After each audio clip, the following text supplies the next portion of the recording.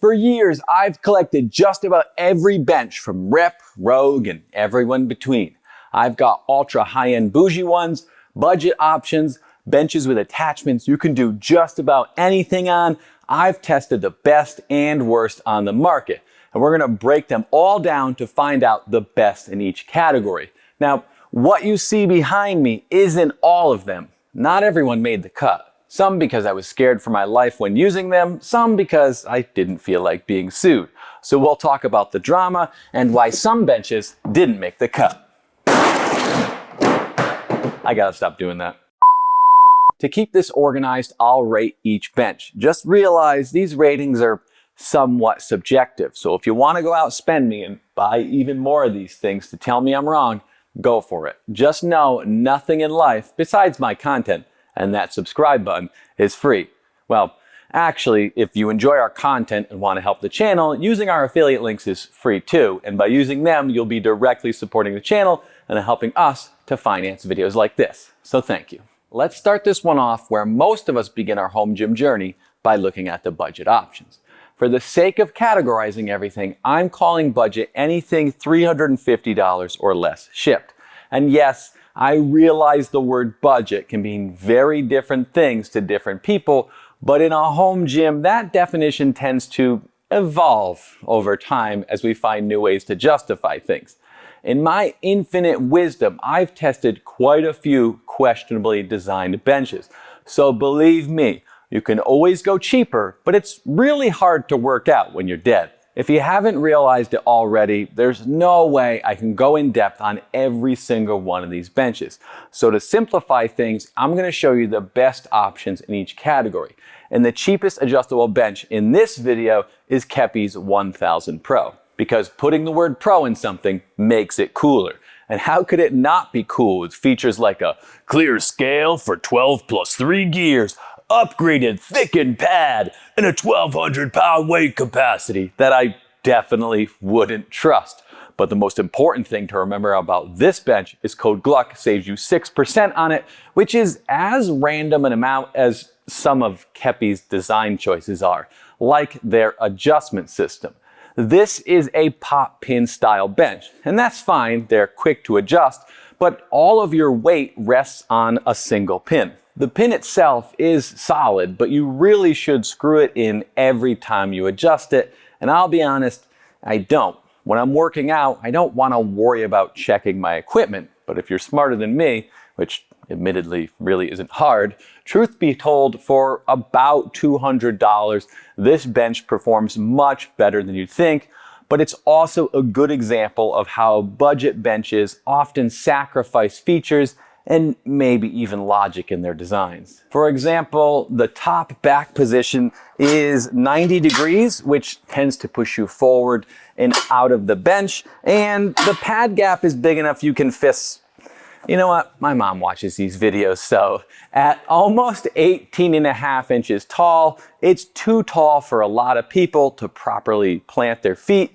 You want your bench to meet IPF specs for height, which is between 16.5 and 17.5 inches. That being said, it's really not bad. At 55 pounds, it's the lightest bench in this video, and with wheels and a handle, it's easy to move around and is fairly solid even when using the removable foot catch for decline and core work. Sure, it's not going to compete with more expensive options. The build quality is lacking, half the stickers ripped off of it when we unboxed it. But for $200, you probably won't die when using it. Well, as long as you screw that pin in. And isn't that all we can ask for? If you want to step it up from there, I'd check out Giant's 2X bench. Admittedly, it is just a copy of Rep's AB3100 with a few subtle upgrades like a knurled handle, and it can be stored upright, which really should be a mandatory feature for a home gym bench. They're functionally identical though, as they've got the same back and seat angles, and the pads are very similar. As ladder style benches, they're super quick and easy to adjust. You just pull the back or seat and they pop into position. And since they're using thicker gauge steel and better designs than the Kepi 1000, they're more robust, stable, and you won't be left worrying about some pin being the reason you may never see your wife and kids again. For around the same price, with code Gluck saving on everything at Giant, it's a tried and true design that works well and is personally about as cheap as I'd go for an adjustable bench. To me, the best budget bench is Rep's AB3000 2.0.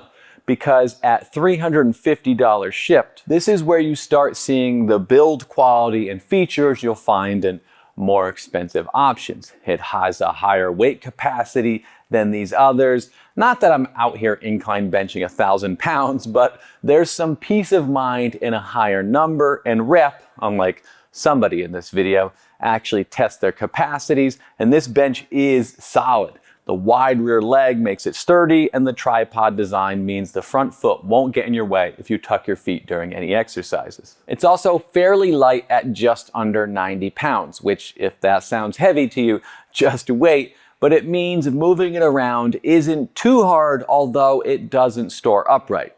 Well, I should say it's not designed to store upright. You can make it work, but since Rep didn't give it an enclosed ladder cage to keep the back pad from swinging out, like most of their other benches, and since there's no upright storage pad, you probably shouldn't store it upright, but then again, I probably shouldn't have collected dozens of benches for this video, so who am I to tell you what to do? As a FID bench, or FID bench, meaning it can be used for flat, incline, and decline work with these integrated rollers, it's got a little more versatility than your typical adjustable bench, but the decline feature is a bit weak since it can only be set to negative 12 degrees.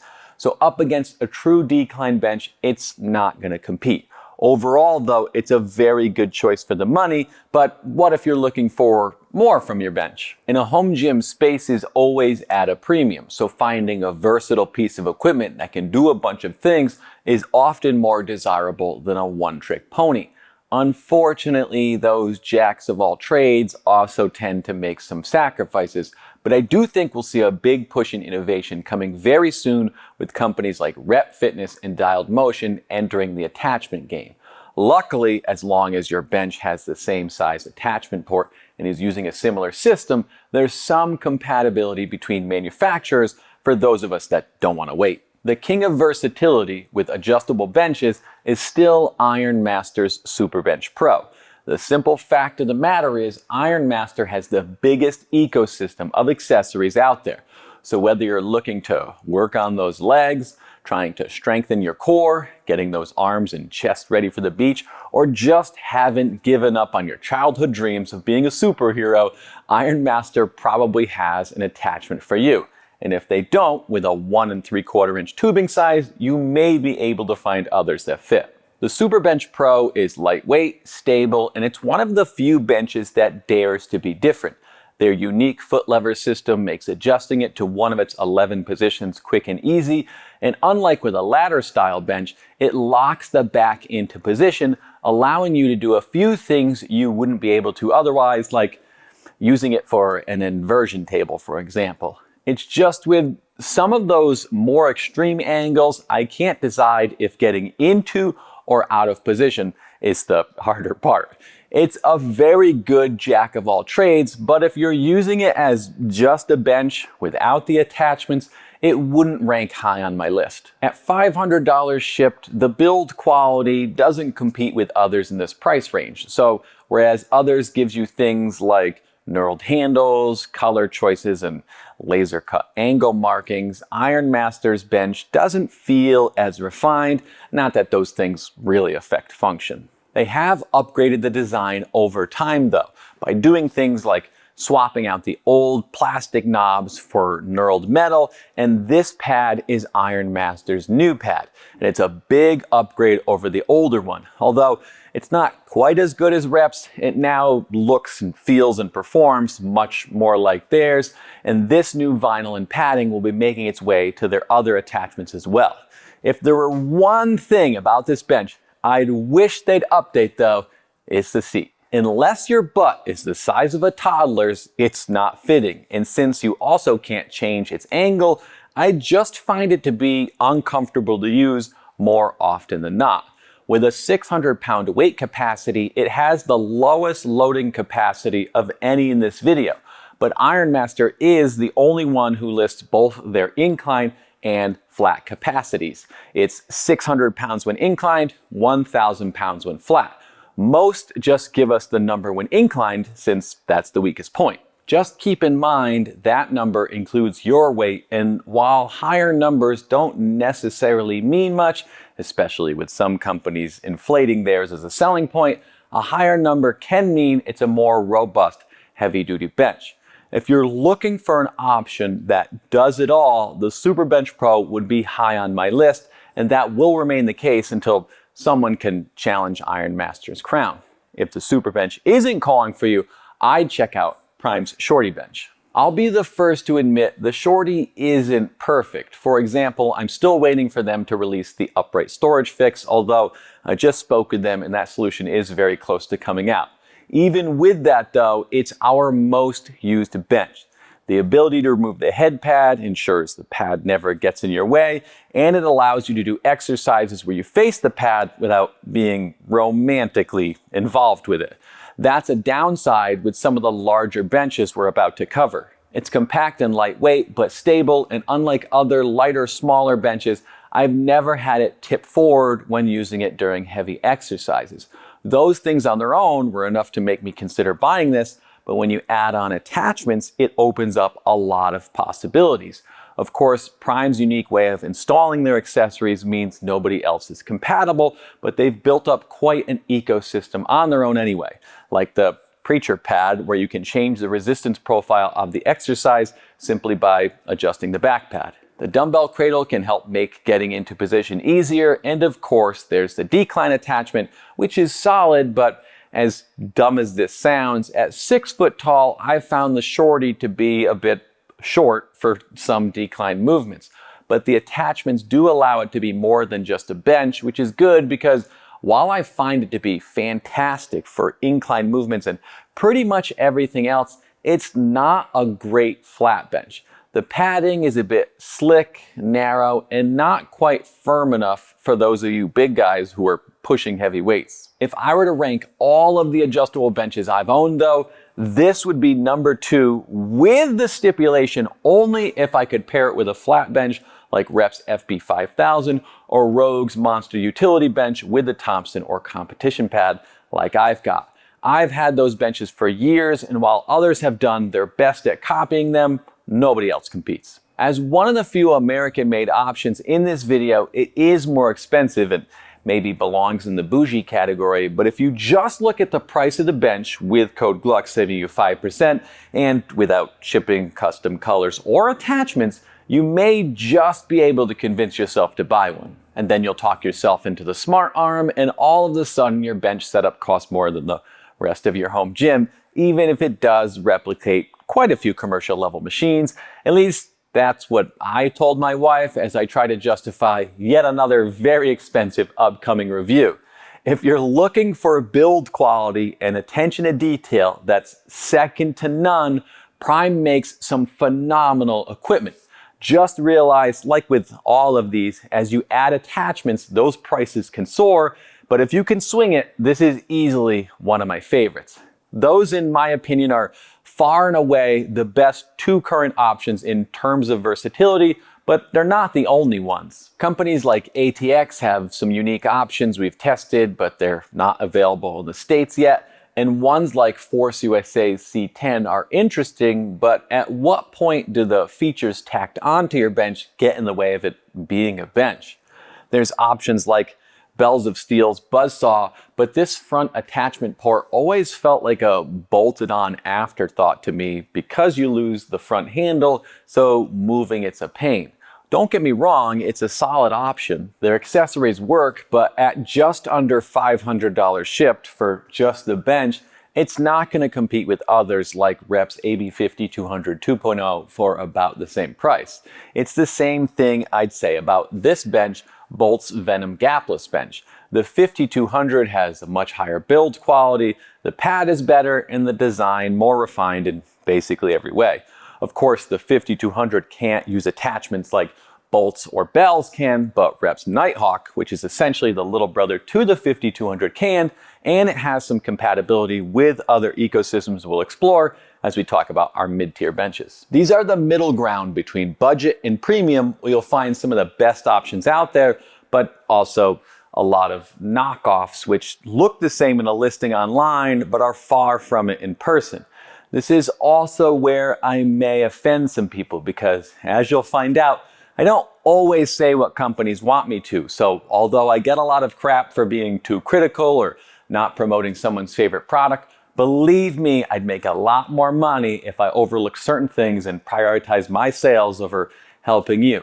Self-righteous rant over. Now let's piss some people off. In this price range, you'll find a sea of clones that are all basically ripping off the same design. So let's set the stage of what to look for by looking at Rogue's AB 3.0, because it's literally the gold standard everyone else is copying. The build quality is phenomenal. With 10 back and 3 seat positions, you'll have every angle you'd ever need. It's stable, stores upright, and sure, it's a little overbuilt, aka Rogue style, although not priced exorbitantly out of range for an American-made bench, but it's still not one I really recommend, and that's because of the pad. The pad can make or break a bench. It's your connection to it, and Rogue's pad for the 3.0 is lacking. Well, not this one. I've replaced mine with one from Darko, and this pad is a huge upgrade over Rogue's, as it looks and feels like they've wrapped the Thompson vinyl around a high quality foam. This fix puts the 3.0 in my top 5, although I'm not suggesting you go buy the bench and then get the pad, because for as good as it is now, it's not going to compete with the Man Ray and other ultra premium options, but if you already own it, it might be worth looking into. As for the pads that come with the 3.0, we've owned both the original and the textured foam versions and found both at around 11 inches wide to be too narrow, a bit slippery and stiff, so they're uncomfortable to use. Don't get me wrong, it's not the world's worst pad, and you'll have your own preferences. Pads are somewhat subjective, and Rogue's molded foam is incredibly durable. But in a home gym, hundreds of people aren't using your bench every day, so I'd get a similarly made bench with a much better pad, and that's Rep's AB 5200 2.0. Rep's pads are some of the best out there next to Rogue's, Thompson, or competition pad. At 12 inches wide, it's my ideal width for a back pad. It's firm, yet at 2.5 inches thick, it's still comfortable and supportive. You don't want too thin a pad or you won't have any support, but adjustable benches also can't go super thick because they'll end up too high off the ground since they've got mechanisms that have to fit underneath. Rep's vinyl has enough grip to keep you in position if you bench while using leg drive, yet it's not so tacky that I can't maneuver my shoulders into position when needed.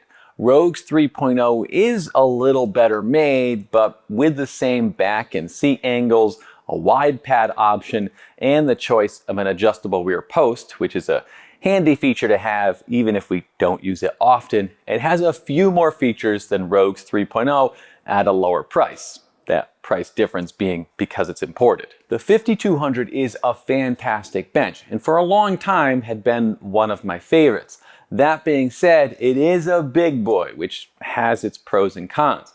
A bench this heavy and large isn't the easiest to move around, but it's very solid, always remains planted regardless of what you're doing on it, and while the back pad is long enough that you can bench on it and ignore the pad gap, it also means it's so long and the footprint so large that spotting on certain exercises can be tricky. The biggest problem with the 5200 though is it doesn't have an attachment port, which limits its potential. So while it's still a great option if you're certain you'll never need more from it, I'd prefer not being limited. Enter Rep's Blackwing, their other flagship, which can use attachments, but another one I don't typically recommend. So sorry to those I'm about to offend, because while it is a very good FID bench, I also find it to be a little overrated. The zero gap feature is clunky and unnecessary in my opinion because, as I just mentioned, you can ignore the gap and bench off the back anyway, so I don't want to fiddle around unlocking, repositioning, and locking the seat into position every time I adjust it. Also, at 131 pounds, it's very heavy. Sure, Rogue's Man Ray is slightly heavier, but even that's easier to move because the zero gap mechanisms are all up front on the Blackwing, making it front heavy, although that does make it a great bench if you never want your wife to touch your equipment, because believe me when I say from experience, she won't bother with it. But if you get one thing from this video, it's that it doesn't matter what me or anyone else thinks about your equipment. If you like your choice and get healthier and stronger from using it, that's all that matters. So sure, it's pushing into that premium level as you start adding attachments, and it's a pain to move around and adjust, but it's also a literal tank, highly adjustable, and the Blackwing is an overall good bench. If you're looking for something a little less expensive, more compact, and a whole lot lighter, Rep's Nighthawk has recently made its way into my top 5. It's essentially a smaller version of the 5200, which was one of my favorites until the Nighthawk came out. It's also an upgraded, beefed up, while still being lightweight version of Rep's AB 4100, my wife's old favorite.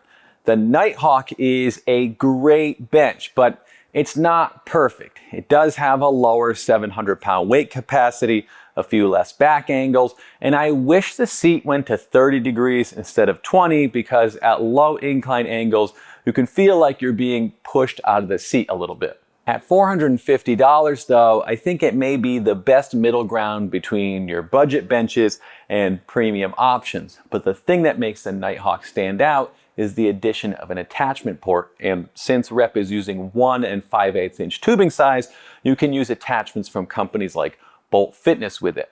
Unfortunately, Rep's own attachment ecosystem is currently almost non-existent, and the one thing they do have has too much play in it, but Rep is working on an updated leg roller. The exciting thing about the Nighthawk and Rep's other benches with attachment ports like the Blackwing is their future though, because of things like Rep's leg developer, which has a lot of potential. It can integrate into any cable system, has a cam to keep the resistance profile smooth, and can also be used with plates. The build quality and design looks to be way ahead of most others as well, because having owned and tested dozens of leg developers, I've always felt like it's an area where we could see a lot of improvement, and we very well may, as Dialed Motion's prototype shows a lot of promise as well. It'll also have a cam, although it only works off cables, not plates, but it's highly adjustable and has the ability to do both lying and seated leg curls as well as leg extensions. And Dialed Motion is designing adapters for it to make it universally compatible with other benches that have a receiver port, which is awesome because you'll be able to put it on the Man Ray, Superbench Pro, and others. Now, you guys know me. I'm pretty frugal and reasonable in my purchases, so I don't typically buy things based on future potential, but with some third-party compatibility already, and the Nighthawk being a very good bench to begin with, it's probably what I'd recommend to most people. What about the best of the best?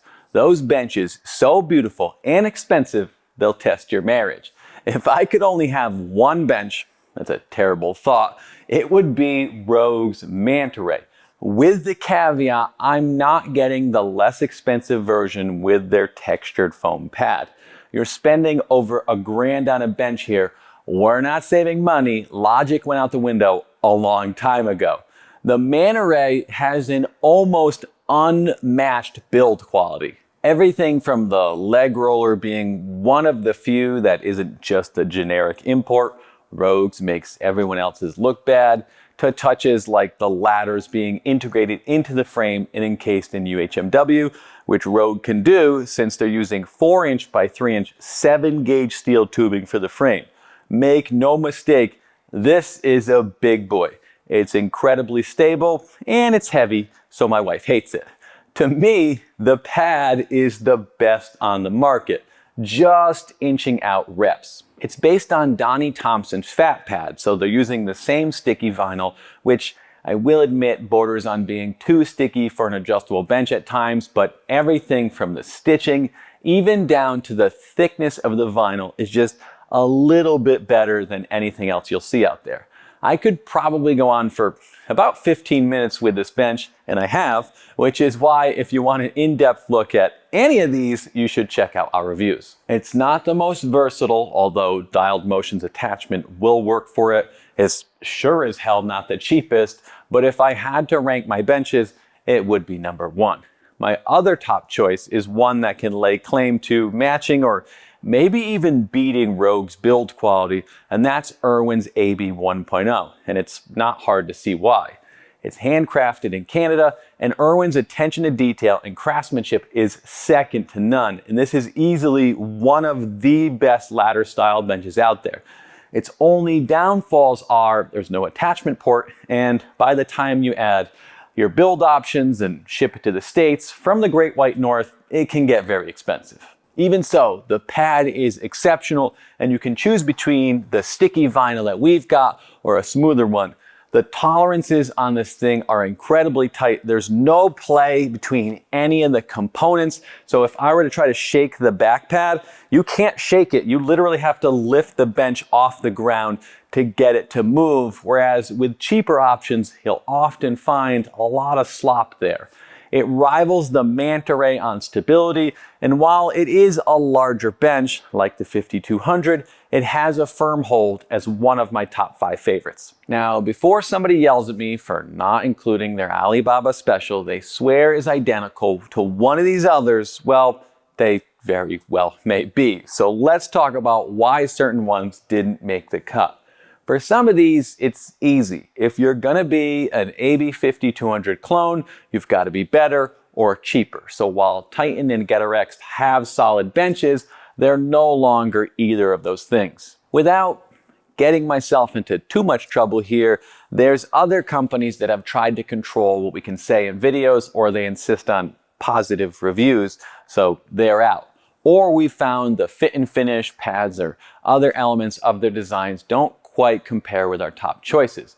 But sometimes it all comes down to me being selfish and not wanting to be sued, because my honesty sometimes gets me into trouble, and I've been threatened with enough cease and desists that covering equipment that's locked up in litigation like Kepi's 5000 just isn't worth the hassle, and you know something about my morals, blah, blah, blah. So if you're looking at Fringe's Falcon, Homegrown Lifting, Synergy, or whichever white labeled option, meaning someone else manufactures them and then companies rebrand and sell them, just know I looked at a ton of them. There's a few of them right here. I think it's great we've got solid options that allow us to save some money, and those knockoffs force companies to evolve and update things. It's just they didn't live up to the best that are in this video, and if they then disappear, like D-Moose's bench has, it ends up being a waste of my time and not helpful to you. There's also only so much of me and my money, which ran out long ago, to go around, which is probably a good thing. So admittedly, I might have missed some. Let me know what you think though. Thanks to our Patreons, you are the reason this video exists, and thanks for watching.